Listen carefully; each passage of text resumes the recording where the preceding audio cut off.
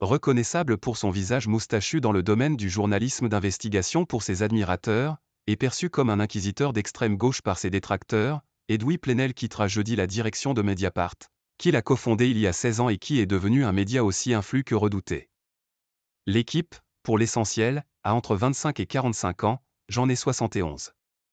Il est normal que ça vive, avait-il expliqué mi-février sur France Inter. Le nom de la personne qui lui succédera sera officialisé jeudi.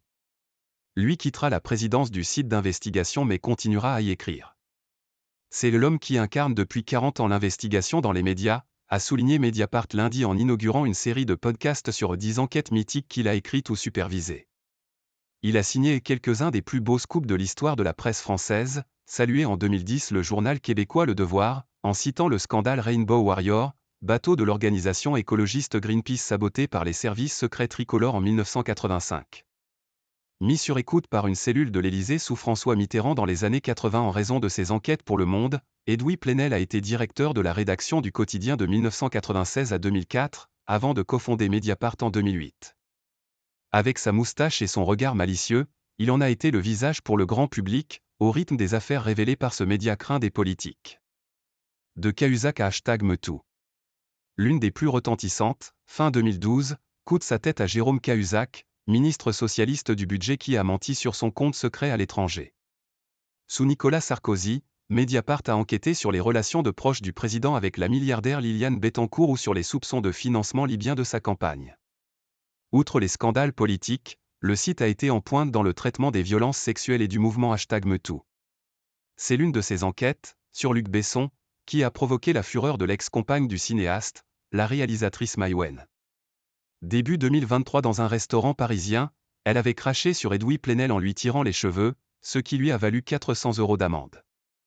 Une autre polémique a opposé le patron de Mediapart à Charlie Hebdo fin 2017, sur fond de fracture de la gauche autour des notions d'universalisme et de laïcité.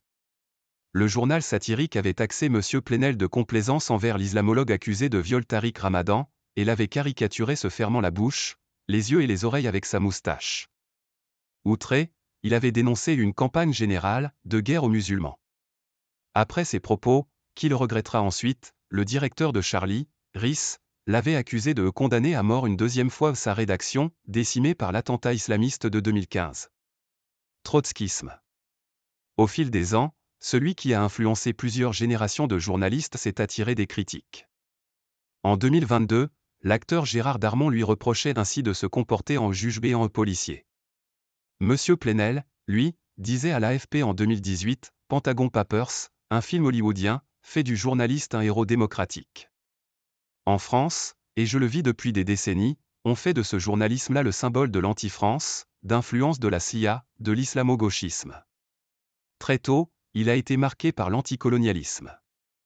Vice-recteur de Martinique de 1955 à 1960, son père avait été sanctionné pour avoir fait un parallèle entre des émeutes à Fort-de-France et la Révolution française de juillet 1830. Autre engagement de jeunesse, le trotskisme.